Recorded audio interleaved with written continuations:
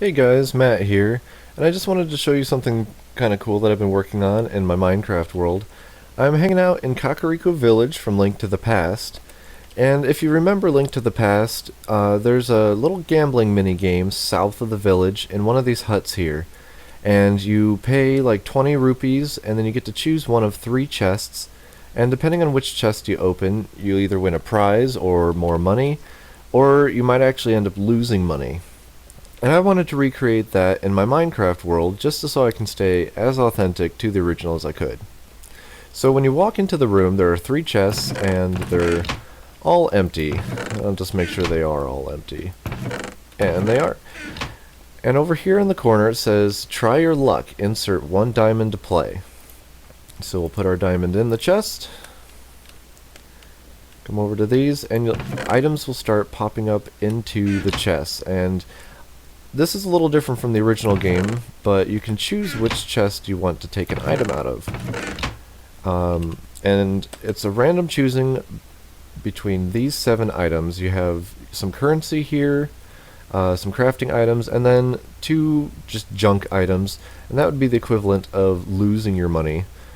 Getting a diamond would be like breaking even, and then any of these would be considered a prize. And so let's take out the diamond just so we can break even.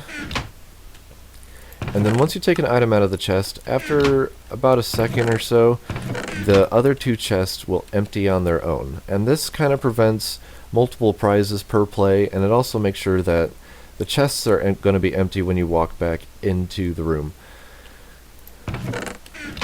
So let's just show you that one more time, and then I'll go underneath and show you how the redstone is all set up. So just put a diamond in the chest, and then items will appear in the chest. There's junk, there's an emerald, and there's a steel. So I'll pick the emerald, and just make sure that these are empty. Yep. So they empty on their own. So now I'll go down and show you the mechanisms behind this, and I did do this the old-fashioned way. I know you could do it with NBT code and command blocks, but I just don't think that's a whole lot of fun. Plus I don't know how to program, and this just seems easier to me. So the mechanism consists of 4 main circuits. The activation circuit, which is a series of hoppers coming down from the small chest that you put the diamond in. A series of droppers and hoppers in kind of a ladder formation that go from the ground up to the chests above, and that's what puts the items in the chest. Back behind here, and it looks like a big mess, but it's actually not that bad. It's not very complex, it's just I didn't have a whole lot of space to build down here, so I'm doing the best with what I have. The third part of the circuit is a comparator circuit coming from the back of each of the 3 chests that just turns on when they're full. And then the 4th part is the return circuit, which is just a minecart with a hopper in it that goes up underneath the big chest and then comes back down and dumps the items in these chests down here, which I can come down and empty and do a little maintenance if I have to. So let's just go back to the beginning here if I can, and I'll show you how it all kind of works. So when you put a diamond in the small chest, it goes down this series of hoppers down into this dropper here, which is always powered on. And in the dropper, all of the slots are full with a full stack of diamonds except for 1. And since it's powered on all the time, this hopper will kind of just hold the diamond that you put in. But as it's traveling down these hoppers, when it hits the second to last one, it'll activate this comparator here, which just measures how full the item is, and if it's got 1 item in it, it'll turn on. But since the item is dropping down into this one, it only turns on for a second and then turns back off, and that creates a pulse, which comes down to the dropper hopper ladder system, which I have over here, and it'll activate this dropper and make it pop an item into this hopper here. And since these hoppers aren't powered, it's just going to go straight down into this dropper here. Hopper dropper. Try saying that 5 times fast.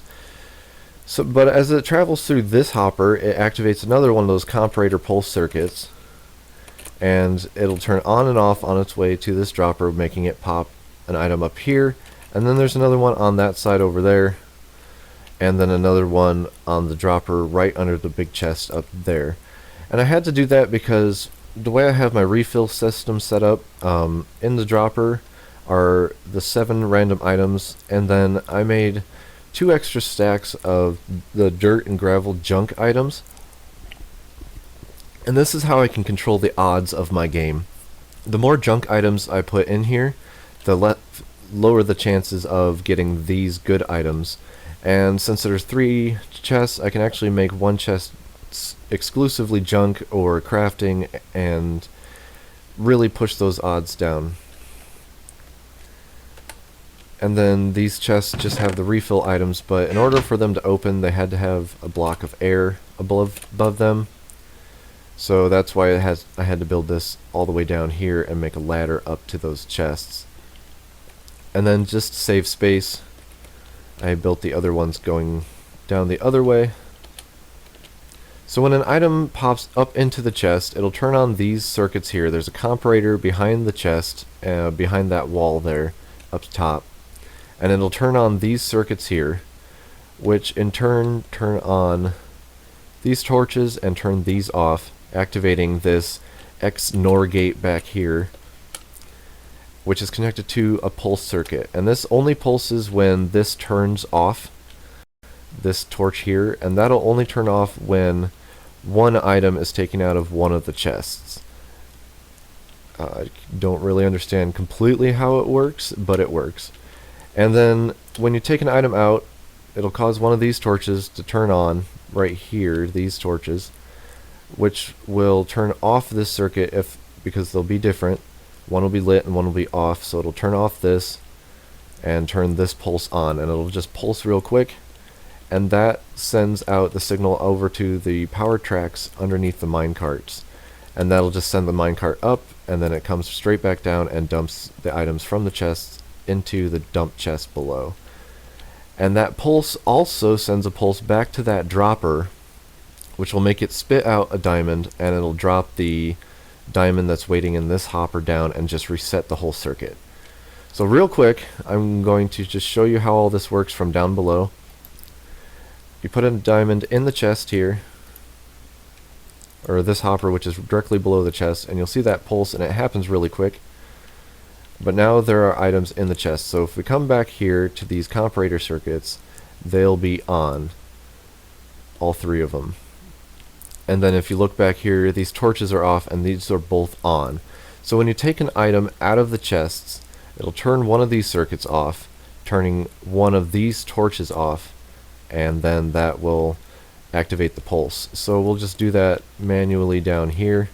So I'll break one of these circuits. It'll activate the pulse, sending this minecart up under the chest and back down, and you'll notice the other comparator circuits are off, and that just resets the whole system. So that's how it works. I'm pretty proud of how I got it all put together. I didn't look up any tutorials online. I'm sure somebody's already done this and much cleaner and more compact than I did, but I just wanted to build and have fun. So just one more time, I'll show you how that works from up top. Oh, broke that circuit, didn't I? Oh well, it'll still work. So items appear in the chests.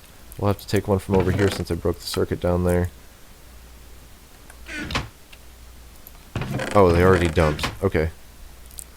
So yep, that's the mini chest, or the 3 chest mini game, gambling game from Legend of Zelda: Link to the Past, redone in Minecraft. Hope you enjoyed the video, and I hope you enjoy my little world here, and look forward to more videos in the future of my world and a little tour, sneak preview of what's to come over there, right over there. I'll see you next time, guys. Thanks a whole lot.